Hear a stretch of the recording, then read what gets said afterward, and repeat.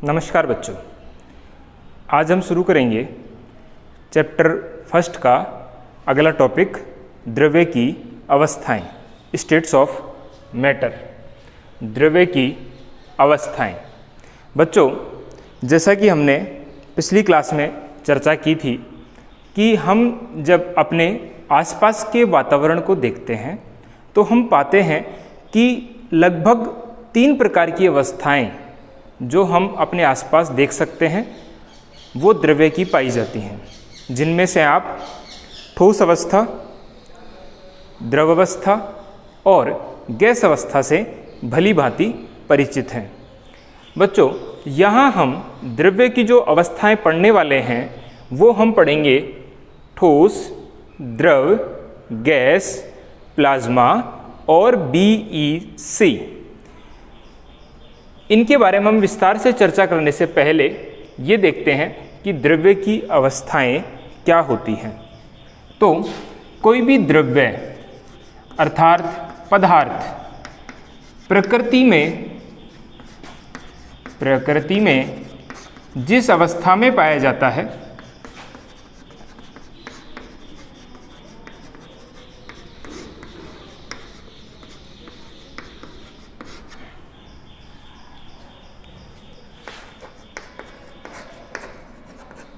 वह उसकी जिस अवस्था में पाया जाता है उसे हम द्रव्य की अवस्था कहते हैं। अवस्था एक प्रकार का वह रूप है जिसमें हमें कोई पदार्थ या द्रव्य देखने को मिल रहा है। इनके अंदर अगर हम अवस्थाओं की बात करें तो ये जो अवस्थाएं हमारे पास ठोस, द्रव और गैस हैं, इन सभी अवस्थाओं में अवस्था परिवर्तन संभव है।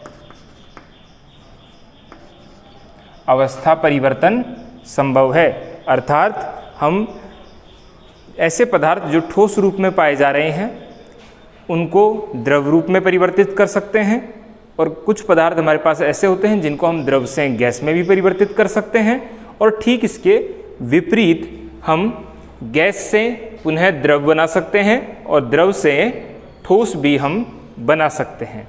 ये जो प्रक्रिया है ये अवस्था परिवर्तन कहलाती है, अर्थात ठोस से द्रव का बनना और द्रव से गैस का बनना, या फिर गैस से द्रव का बनना और द्रव से वापस ठोस बनना अवस्था परिवर्तन कहलाता है। ठोस से द्रव बनने की जो प्रक्रिया है यह पिघलना कहलाता है। ठोस पिघलकर द्रव में परिवर्तित होते हैं, और द्रव से गैस बनना वाष्पन कहलाता है, वेपराइजेशन इसको हम कहते हैं। गैस से पुनः द्रव का बनना संघनन कहलाता है, कंडेंसेशन इसको हम कहते हैं, और द्रव से ठोस का बनना जमना कहलाता है, फ्रीजिंग इसको हम कहते हैं। तो यहाँ पर ये अवस्था परिवर्तन हमने देखा कि ठोस द्रव में, द्रव गैस में और गैस द्रव में, द्रव पुनः ठोस में परिवर्तित होती है। आगे हम देखेंगे द्रव की अवस्थाओं के बारे में विस्तार से। देखिए, जब हम ठोस की बात करते हैं तो ठोस के अंदर कण जो हैं एक दूसरे के पास स्थित होते हैं, अत्यंत निकट दूरी पर उपस्थित होते हैं। इसके कारण ठोसों के कुछ विशेष गुण होते हैं जिनका हम अध्ययन आगे करेंगे। अगर हम यही बात द्रव के लिए करें तो द्रव में कणों के मध्य दूरी थोड़ी अधिक होती है, ठोस के तुलना में अधिक दूरी पर होते हैं द्रव के कण। और अगर हम गैस की बात करें तो गैस के अंदर कण ठोस व द्रव दोनों की तुलना में अत्यंत दूरी पर उपस्थित होते हैं। काफ़ी ज़्यादा दूरी गैस के कणों के मध्य पाई जाती है। तो बच्चों, सबसे पहले हम बात करेंगे ठोस की। आप अपने आसपास जो भी ठोस देखते हैं, जैसे कि दीवार, टेबल, कुर्सी, टीवी, मोबाइल फ़ोन इत्यादि जो चीज़ें हैं ये ठोस हैं। अब आप भली भांति जानते हैं कि इनके आकार में जो परिवर्तन है वो नहीं होता है, अर्थात हमें टेबल जिस शक्ल में या जिस रूप में हमें आज दिखाई दे रही है, कल भी हमें वो उसी रूप में दिखाई देगी। अर्थात समय के साथ में इसका आकार परिवर्तित नहीं होता है, इसलिए हम क्या कहते हैं कि ठोस जो है उनका आकार निश्चित होता है। लेकिन अगर हम बात द्रव की करें तो द्रव का आकार निश्चित नहीं होता। द्रव को आप जैसे पात्र में डालेंगे वह उसी की शक्ल को ग्रहण कर लेता है। जैसे अगर हमारे पास जल है, उसको अगर हमने जग में डाल रखा है तो वह जग की शक्ल में होता है। अगर आप उसको किसी गिलास में डाल दें तो वह पानी किसकी शक्ल में आ जाता है? गिलास की शक्ल में आ जाता है। आप उसको कटोरी में डाल दें तो वह कटोरी की शक्ल में आ जाता है। इस प्रकार द्रव को जिस पात्र में डाला जाता है वह उसके आकार को ग्रहण कर लेता है, जबकि ठोस के साथ ऐसा नहीं है। तो देखिए, अगर हम गुणों की बात करें तो कणों के मध्य जो दूरी है, सबसे पहला गुण ठोस में, वह अत्यंत कम होती है, यानी कि काफ़ी निकट ठोस के कण उपस्थित होते हैं। अब इसके बाद अगर हम यही गुण द्रव में देखें तो द्रव के अंदर कणों के मध्य की दूरी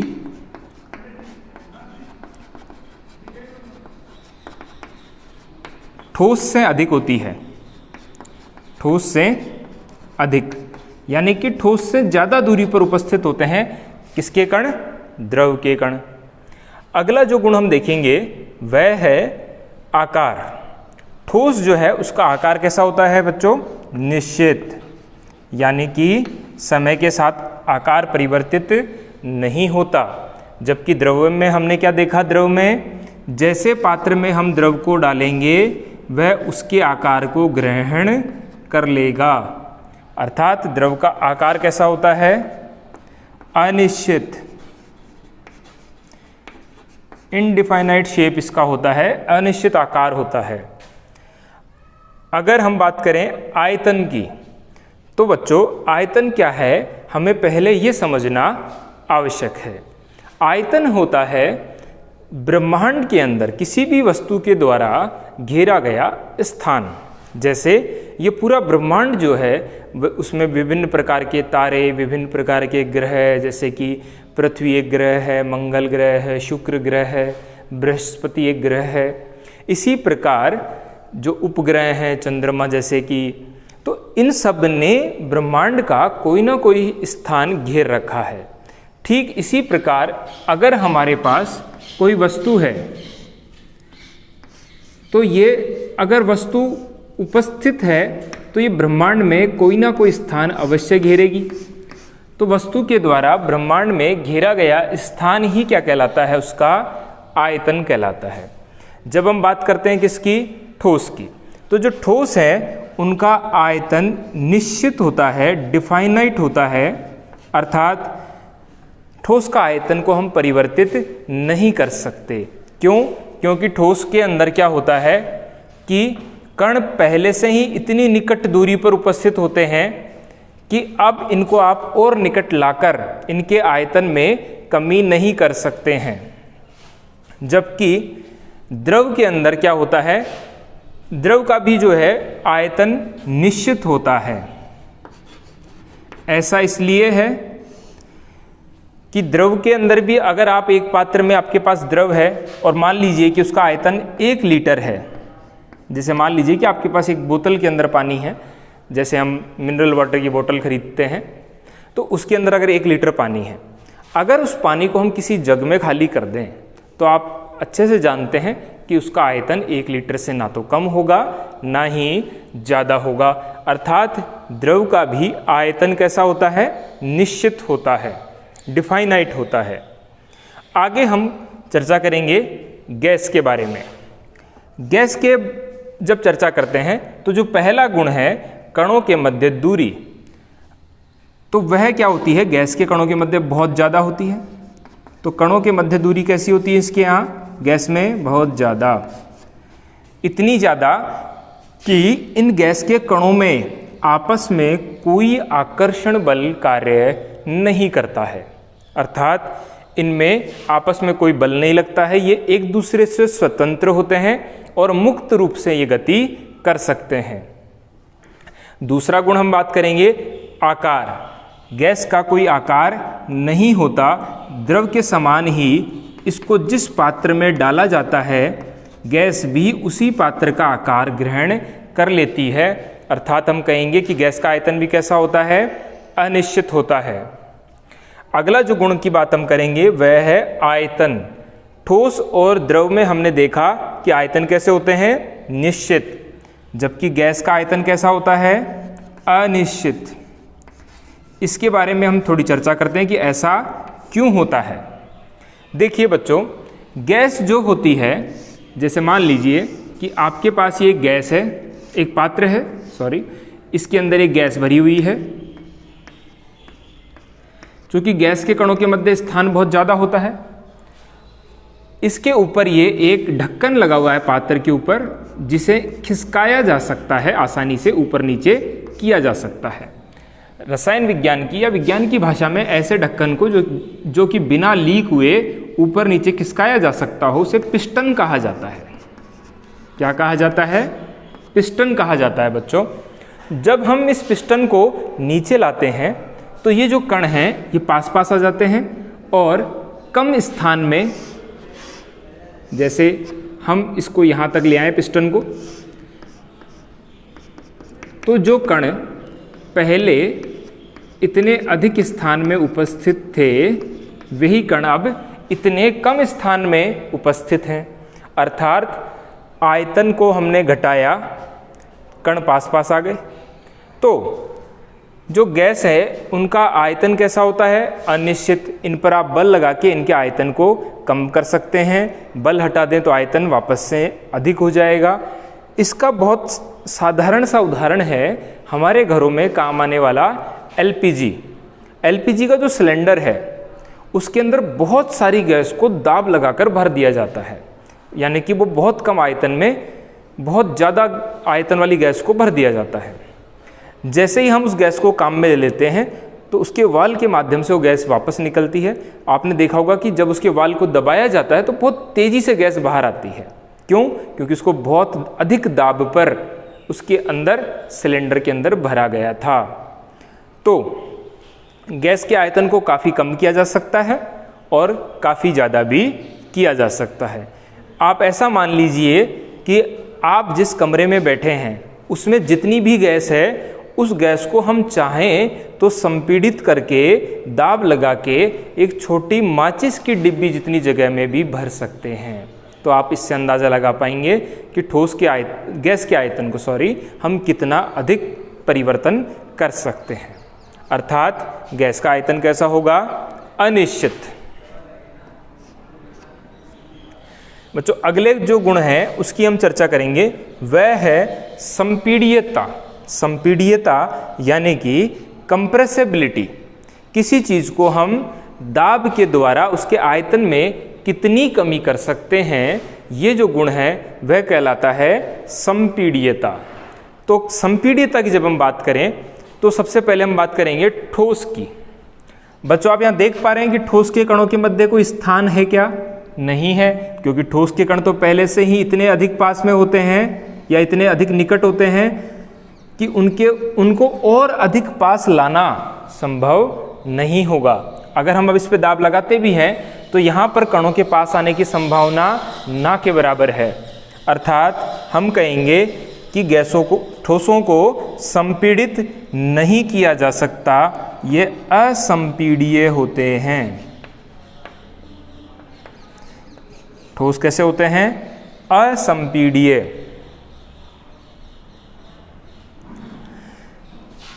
द्रव की बात करें तो द्रव के अंदर कणों के मध्य थोड़ी दूरी ज़्यादा होती है, बल लगाकर इनको थोड़ा पास में लाया जा सकता है। अर्थात हम द्रवों को कुछ हद तक क्या कर सकते हैं? संपीड़ित कर सकते हैं। यानी कि द्रव कैसे होते हैं? संपीड्य। लेकिन कितने? बहुत कम मात्रा में, बहुत ज़्यादा संपीड़ित द्रवों को नहीं किया जा सकता। आगे हम इसी गुण की बात करेंगे, किसके लिए? गैसों के लिए। गैस जो होती हैं उनमें आपने देखा कि कण क्या होते हैं? बहुत अधिक दूरी पर उपस्थित होते हैं, कणों के मध्य स्थान बहुत ज़्यादा होता है, इसलिए इन पर दाब लगा के इनके आयतन में काफ़ी ज़्यादा कमी हम कर सकते हैं। और ऐसा करना ही क्या कहलाता है? संपीड़न करना। अर्थात जो गैसें होती हैं ये अत्यधिक संपीड़िय होती हैं। जो गैसें होती हैं वे क्या होती हैं? अत्यधिक संपीड़िय।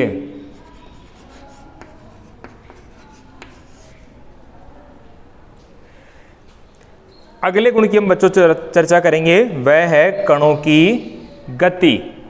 क्या इन द्रव्य की अवस्थाओं में कणों की गति पाई जाती है? तो कौन सी अवस्था में तो पाई जाती है और कौन सी अवस्था में नहीं पाई जाती, हम इसकी चर्चा आगे करेंगे। तो बच्चों आप यहाँ देख पा रहे हो कि ठोस जो है उसके कण एक दूसरे से बहुत ही मजबूती से, बहुत ही प्रबल आकर्षण बलों के द्वारा जुड़े हुए होते हैं। तो प्रबल आकर्षण बलों के द्वारा कणों के आपस में जुड़े होने के कारण क्या इनकी गति करना संभव है? तो हमारा जवाब होगा नहीं। क्या आपने कभी किसी ठोस वस्तु के कणों को गति करते हुए देखा? तो ऐसा हमने कभी नहीं देखा है। अर्थात यहाँ पर ठोस के कणों की गति नहीं होती है। बच्चों अगर हम इसी चीज़ की बात किसके लिए करें? द्रव के लिए। तो द्रव के कणों में गति होती है। हो सकता है आपने इसको देखा नहीं हो, लेकिन मैं आपको एक उदाहरण बताता हूँ जिसकी मदद से आप ये जान पाएंगे। सर्दियों के समय में जब हम पानी गर्म लगाते हैं या गैस पर पानी को गर्म करने के लिए चढ़ा देते हैं, तो आपने देखा होगा कि जिस पात्र में हमने पानी को गर्म होने के लिए रखा है उसके अंदर कण नीचे से उठ के ऊपर की ओर आते हुए आपको दिखाई देंगे। यह प्रक्रिया संवहन कहलाती है और इस दौरान आपने द्रव के कणों को गति करते हुए देखा होगा। अर्थात द्रव के कणों में गति होती है और गैस के कणों में तो गति होती ही है, आप जानते हैं, क्योंकि हम दैनिक जीवन में हवा के कणों को गति करते हुए आसानी से महसूस कर सकते हैं। अर्थात गैस में भी गति होती है। इस गति को यादृच्छिक गति, रैंडम मोशन कहा जाता है, जिसके बारे में चर्चा हम आगे के अध्याय में करेंगे। बच्चों आगे अगर हम बात करें प्लाज्मा की अगली भौतिक अवस्था, 3 जो हमारी मुख्य भौतिक अवस्थाएं हैं हमने इनकी चर्चा की। इसके बाद हम बात करेंगे, थोड़ा सा परिचय लेंगे प्लाज्मा का और BEC का। प्लाज्मा क्या होता है बच्चों? जब हम किसी गैस को आयनित कर देते हैं। क्या कर देते हैं? जब हम किसी गैस को आयनित कर देते हैं, उसके ऊपर आवेश ले आते हैं, तो आयनित जो गैस है वही गैस क्या कहलाती है बच्चों? प्लाज्मा कहलाती है। तो यहाँ पर हम इसको क्या कह सकते हैं कि आयनित गैस अवस्था, आयनित गैस अवस्था या गैस आयनित अवस्था में ही क्या कहलाती है? प्लाज्मा कहलाती है।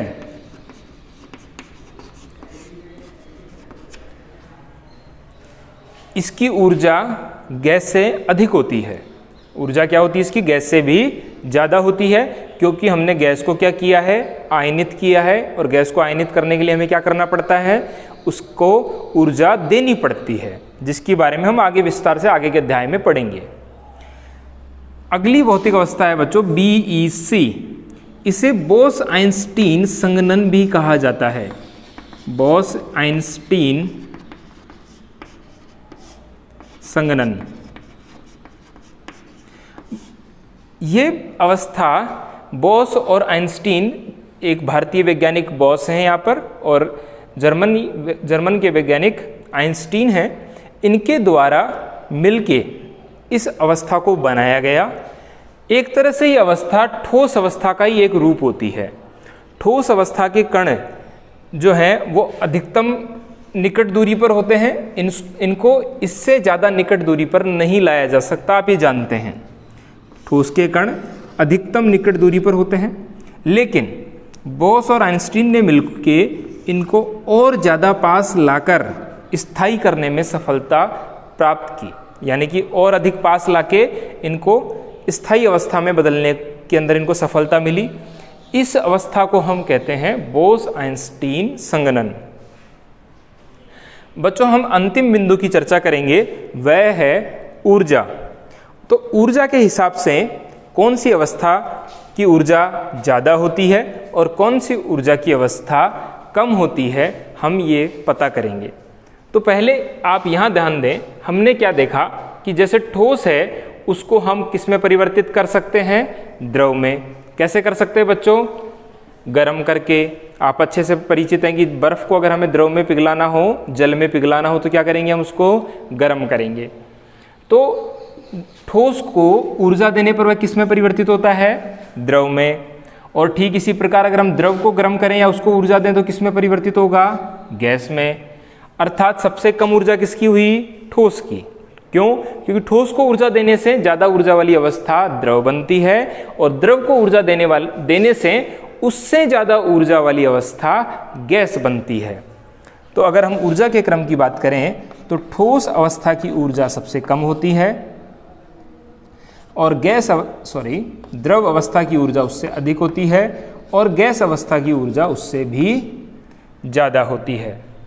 तो यहाँ पर बच्चों इस क्लास में हमने द्रव्य की अवस्थाओं के बारे में सीखा कि द्रव्य कौन कौन सी अवस्थाओं में पाया जाता है और उनको किन किन गुणों के आधार पर एक दूसरे से पृथक किया जा सकता है।